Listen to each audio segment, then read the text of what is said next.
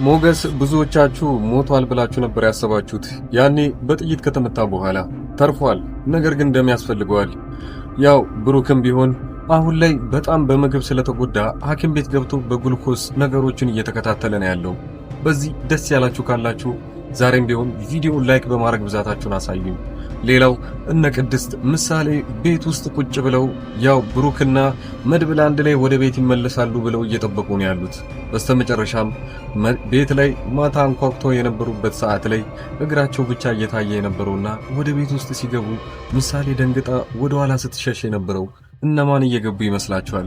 ግምታችሁን እያስቀመጣችሁልኝ በቀጣዩ ክፍል ላይ ምን ይፈጠራሉ የሚለውን አብረን እናያለን። የመጀመሪያው ሞገስ ደም እንደሚያስፈልገው ሁሉ ያው መድብል እዛም እዚህም እየተሯሯጠ ደማቸው ኦ የሆኑ ሰዎችን እየፈለገለት ነው ያለው። አንደኛዋ ደሟ ኦ የሆነው ግን ራሷ የሞገስ ፍቅረኛ ነች። ነገር ግን እሷ እንድትሰማ አልተፈለገም። በጥይት ተመቷል ተብሎ ከተነገራት ምናልባት በጣም ትደነግጣለች ብለው ስላሰቡ ነገሩን ለሷ ሳይነግሯት ሌላ ሰው ያው ደም ይኖረዋል ብለው ወይንም ተመሳሳይ ይኖረዋል ብለው ያሰቡትን ሰው እየፈለጉ ነው ያሉት። ነገር ግን በዚህ ምሳሌ ያው መድብል አንድ ሰው አግኝቶላት መድብል የሜላት እህት ጋር ኤፍራታ ጋር ይደውላል። ታዲያ እንደጠየቃትም ደሟ ኦ እንደሆነች ስትናገር መድብል በጣም ደስ ይለውና ይሄ እንዳጋጣሚ የሆነ ነገር በጣም አሪፍ ነው፣ አንቺ ኦ ከሆነ ደምሽ፣ ስለዚህ ትመጭና ለሞገስ እንደምንም ብለሽ ለሱ ደም ትሰጫለሽ ከሱ ጋር ተመሳሳይ ስለሆነ ተብሎ ይነገራታል። እሷ መጀመሪያውኑ ከማንም ጋር ስላልተማከረች ኤፍራታ ይሄኔ እሺታዋን ትቀበልና ያው እሱ መጥቶ የሚቀበላት ከሆነም ጭምር ለሱ ትነግረዋለች። ነገር ግን ከዛ በኋላ ሜላት አጠገቧ ነበረች። ሜላት እውነታውን ትሰማለች። ኤፍራታ ነገሩን ስትነግራት ሞገስ እንደሚባለው ከሆነ ብዙ ደም ፈሶት አሁን ላይ በሐኪም ቤት ነው ያለው። ቶሎ ደም የማይሰጠው ከሆነ ሊሞት እንደሚችልና ወዲያው ህይወቱ ልትወጣ እንደምትችል ነግረውኛል። ስለዚህ ሄጄ ደም መስጠት ይኖርብኛል። ሜላት አይ ተረጋጊ፣ ይህንን ነገር ማድረግ የለብሽም፣ አለበለዚያ ግን ለዝና ነግረውና ዝና መቶ አንጠልጥሎ የሚወስድሽ ይሆናል። ስለዚህ ደሙን አልሰጥም ብለሽ መልሰሽ ደውይለት ለመድብል ብላ ትቆጣትና ነገሩን ታስፈራራታለች። ኤፍራታ መጀመሪያውኑ በዝና በጣም እየፈራች ስለነበረ ከዛሬ ነገ ከዚህ ቤት መጥቶ ይወስደኛል ብላም ብትሰጋም ነገር ግን ሜላት እሱን እንዲደረግ አልፈቀደችም። እስካሁን ድረስ ሜላት ናት በህይወት እንድትቆይ ያደረገቻት። ያ ማለት ለዝና ውሸት እየነገረችውና እሷ ጋር እንደሌለች እንደጠፋችም ጭምር እየነገረቻት። ዝና ይህንን ነገር ሁሉ ባይሰማም ግን ሜላት እያደረገችላት የነበረው የእሷን ህይወት ማዳን ነበርና ለዛም ነበር ኤፍራታ ድጋሚ እሺ ብላ ወደ መድብል ትደውልና ደም መስጠት እንደማትፈልግና ሐሳቧን እንደቀየረችም ጭምር የእሷ ደም ኦ እንዳልሆነ ተሳስታ እንደነገረችው ትነግረዋለች። መድብል ግን የሆነ ሰው እንደዚህ ብሎሽ ነው እንጂ በአንዴ እንደዚህ ሐሳብሽን አትቀይሪም፣ ደምሽ ኦ ነው፣ እባክሽን አሁን ልትተባበሪን የምትችይው አንቺ ብቻ ነሽ። ስለዚህ ይህንን ነገር እምቢ ማለት ባይኖርብሽ ጥሩ ነው ይላታል። ኤፍራታም ቀጥላ አድርጋ ትናገርና አንተ ከዚህ በፊት እኮ ዝናን እንዳስይዘው ካደረከኝ በኋላ ጥለኸኛል። እሱ እንዲወስደኝ ወይንም እንዲገለኝ ነበር የተውከኝ። አሁንም እንደዛ እንደማታደርገኝ ምን ያህል እርግጠኛ ነኝ ትለዋለች። በዚህ ሰዓት እሱ እውነቱን ይመልስላታል። እኔም ብሆን እኛንም ዝና እየፈለገን ነው ያለው። ስለዚህ አንቺን ላስጥልሽ አልችልም። እኛንም አንቺንም እየፈለገሽ ነው ያለው። አንቺ እኮ ያለብሽ አማራጭ ለፖሊሶች መናገርና ነገሩን ቶሎ ብለው ፖሊሶች የሚይዙት ከሆነ አንቺን ደህንነትሽ የተጠበቀ ይሆናል። አሁን ያልኩሽን ብቻ አድርጊልኝ ይላታል። በዚህ ሰዓት ቀጥላ አድርጋ ሜላት አጠገቧ ስለነበረች ብር ጠይቂው፣ እሱ 50 ሺህ ብር የሚከፍል ከሆነ ደሙን እሰጣለሁ በይ ትላታለች። 50 ሺህ ብር እያሉ የገንዘብ ድርድር ውስጥ ይገባሉ። በዚህ ሰዓት መድብል ብር እንደሌለውና 20 ሺህ ብር የመጨረሻ መክፈል የሚችለው ነገር እንደሆነ ሲነግራት እሷ 30 ሺህ ብር የመጨረሻ አማራጯ እንደሆነ ተነጋግረው ስልኩን መሃላቸው ላይ ይዘጉታል። በዚህ ሰዓት አንድ የሚያስፈራ ነገር ልንገራችሁ። ሜላት በዚህ ገንዘብ ተስማሙም አልተስማሙ ሜላት ሄዳ ለዝና መናገሯ የማይቀር ነገር ነው። ዝና አንድ ክፍተት እየፈለገ ነው።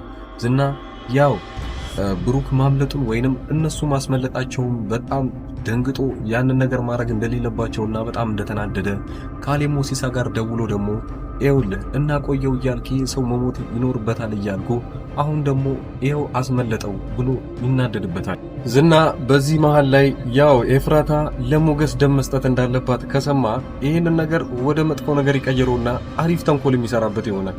እንዴት እንደሆነ ልንገራችሁ። መጀመሪያ ኤፍራታን ነው የሚያስፈራራት። አንቺ በህይወት መኖር ከፈለግሽ እንደዚህ ብሎ የደሙን ሁኔታ ላይ እንድትቀይርና ምናልባት እሱ ተመርዞ በዛው እንዲቀር ሊያደርገው ይችላል። ዝና ምን ያህል ጨካኝ እንደሆነም ሰምታችኋል።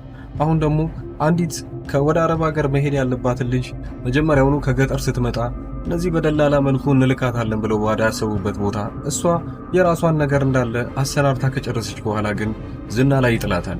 ዝና ከሌሎች ሴቶች ይለያትና ለብቻዋ አስቀምጧት የቤተሰቦቿን ገንዘብ እንዳለ እንድትልክና ከዛሬ ነገ ደግሞ ወጣለሁ ብላ ስለምታስብ እሷ እኔን ብቻ አይንካኝ ብላ ስለምታስብ ነው ይሄንን ነገር ስታደርግ የነበረው። አሁንም ድጋሚ ገንዘብ እየጠየቃት ነው ያለው።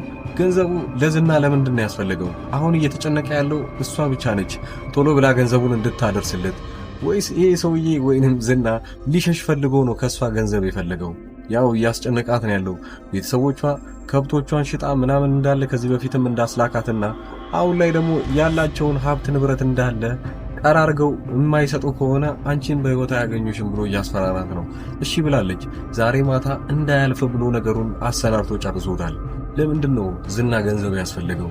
በዚህ በኩል ደግሞ ኤፍራታ ደም መስጠቷን የሚያውቅ ከሆነና እሷ ወደዛ ቦታ እንዳትሄድ ያደርጋታል ወይ ነገሩን እዛ ጋር የሚቋጨው ይሆናል።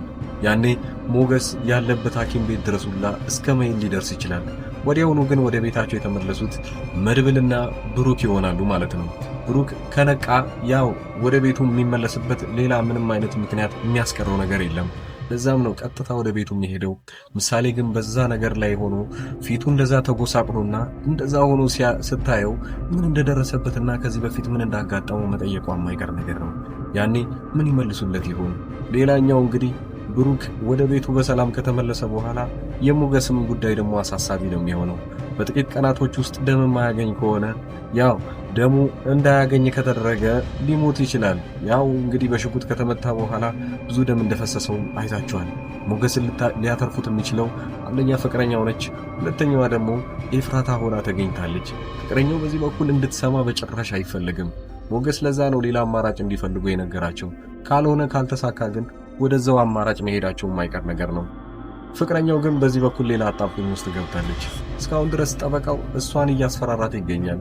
ገንዘቦቿን ማግኘት የምትፈልግ ከሆነ ሀብት ንብረቷን እንዲመለስላት የምትፈልግ ከሆነ ከሱ ጋር መስማማት እንዳለባትና ያው ነይ ያልኩሽ ቦታ ላይ መምጣት እንዳለብሽ ነግሬሻለሁ ይላታል። በዚህ አይ እኔ አልስማማም፣ አንተ ባትለኝ እንኳን ሌላ ጠበቃ ፈልጌ ማናገር የማይቀር ነገር ነው ስትለው ድጋሚ ሌሎች ጠበቆችን እንዳለ ከአንቺ ጋር እንዳይሰሩና እንደውም የተሳሳተ መረጃ ሰጥቻቸውን አንቺ የባሰ እንድትሸነፊና ወንጀለኛ እንድትሆኚ ማድረግ ይችላሉ። ፍቅረኛሽ አዲሱ ጓደኛሽ ወይንም ሞገስ እሱም ደግሞ አንዳንድ ወንጀሎች ላይ እንደተሳተፈም ጭምር በደንብ አውቃለሁ። ያን ማለት አንቺ ይህንን ነገር ካልተስማማሽና እምቢ የምትይ ከሆነ እሱ ራሱ በወንጀል እንዲቀጣና ወንጀለኛ ሆኖ እስር ቤት እንዲገባ ማድረግ ይችላሉ ብሎ ያስፈራራታል። እስካሁን በደንብ አስቢበትና እስከ ቀጣይ ባለው ሳምንት ውስጥ እንድታሳውቅኝ ይፈልጋሉ ብሎ አስፈራርቶ ስልኩን ይዘጋዋል። ትደነግጣለች። ሀብት ንብረቷ ቢቀርባት ችግር የለባትም። ከዚህ በፊት ሞገስን ወደሱ የመጣችው ሌላ የነበራትን ሀብት ንብረት ትታ ነው። በዚህን ሰዓት ግን በሞገስ ሲያስፈራራት ምናልባት ይህንን ነገር እሺ ብላ ልትቀበለው ትችላለች። በጣም አስፈሪ ጉዳይ ነው። የእናንተ ሀሳብ ምን ይመስላል? ራሳችሁን ኮሜንት ሀሳብ እያስቀመጣችሁልኝ ከዚህ በመቀጠል ያለው ቪዲዮ ላይ የራሴን የግል ስራ የማስተዋወቃችሁ ይሆናል። አዲስ አበባ ውስጥ ቁጭ ብዬ የተለያዩ ዴሊቨሪ ስራዎችን እየሰራው ነው። በተለይ ስልኮችን ለተለያዩ ጓደኞቻችሁ ማስላክ የምትፈልጉ ከሆነ አጠር ያለች ቪዲዮ ያለች እሷን በማየት እናንተ ግልጽ ከሆነላችሁ እኔም በቴሌግራም በዋትስአፕ በኢሞ ማናገር ትችላላችሁ። መልካም የምንልካቸው እቃዎችን እንያቸው። 2 ሳምሰንግ የተመሳሳይ ስልኮች ናቸው። እነዚህ ስልኮች በ17,000 ብር ብቻ አዲስ የመጡ ስልኮች ናቸው። ኦልሞስት 4 ወር አካባቢ ነው የሆኑት አዲስ ከወጡ ማለት ነው ስልኮቹ ራሱ እና አንድ ሰው ብቻ ነው 2 ያዘዘኝ። ሌላው የሶላር እቃዎች ለምሳሌ ለዘመዶቻችሁ አገር ቤት ሊሆኑ ይችላሉ ያሉት እንደዚህ ሶላሮችን ያዘዙኝ አሉ። ዛሬ የምናደርሳቸው ይህን ሶላር ትንሽ ነገር ልበላችሁ። በመጀመሪያ ደረጃ ይሄ የራሱ ማጠራቀሚያ ነው እና እነዚህ ሁለቱ ፓኔሎች ጣራ ላይ ተደርገው ሁለቱን ባንዴ ነው የሚሞሉት ወዲያውኑ ማለት ነው። በጣም ትልቅ ጉልበት ያላቸው ሶላሮች ናቸው እነዚህ። ከዚህ ላይ ቻርጀሮች ምናምን መጠቀም ይችላሉ ለስልካቸው ማለት ነው ራሱ ስለሚይዝ። እነዚህ 4 አምፖሎች ደግሞ ማንኛውም ቦታ በገመድ ይሰቀላል። ለምሳሌ እነዚህ ገመዶች በጣም ረጅም ናቸው። የራሳቸው ማብሪያ ማጥፊያ አላቸው እንደምታዩት እና አንዱን ጣራ ላይ አርጋችሁት መሬት ላይ ደግሞ ይሄንን ማብሪያ ማጥፋ ማስቀመጥ ይችላል። ልክ እንደ ዋነኛው ኤሌክትሪክ ዝርጋታ ነው እነዚህ የሚቀመጡት እና ፓወር ባንኩም አንድ ቦታ ነው የሚቀመጠው የራሱ፣ ሶላሩ ደግሞ ውጪ ነው የሚደረገው ጣሪያ ላይ። ከዚህም በኋላ ምንም እኛ መሰካካት ቻርጅ ማድረግ ምናምን አይጠበቅብንም። ራሱ ሶላሩ ፉል ያደርገዋል። እኛ ማታ ብቻ እነዚህን አምፖሎች መጠቀም ብቻ ነው።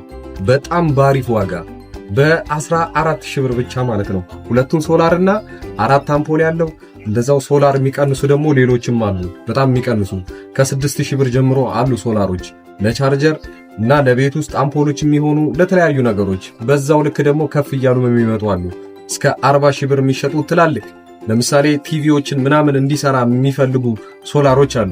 እነዛ ከ30,000 ብር ጀምሮ እስከ መጨረሻው እስከ 100 ምናምን የሚሸጡ ሶላሮች አሉ። እናንተ የፈለጋችሁትን ማዘዝ ትችላላችሁ።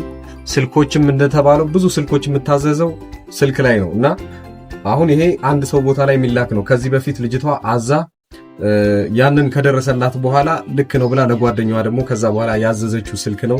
በጣም አሪፍ ስልክ እና ይሄ ስልክ ከወጣ ቢያንስ 4 ወር ምናምን ቢሆነው ነው። እናንተም እንደዚሁ ማዘዝ ትችላላችሁ። ሌሎች ያዘዙ ልጆች ደግሞ ከዚህ በመቀጠል ማሳያችሁ ነው። እናንተ የምትፈልጉትን ዕቃ ብቻ በዋትስአፕ በቴሌግራም እና በኢሞ ለኔ መናገር ብቻ ነው የሚጠበቅባችሁ። ከዛ ዋጋውን ከተስማማንና ቦታውን ካወቅም በኋላ እናንተ ወዲያውኑ ዕቃው የሚደርስላችሁ ይሆናል።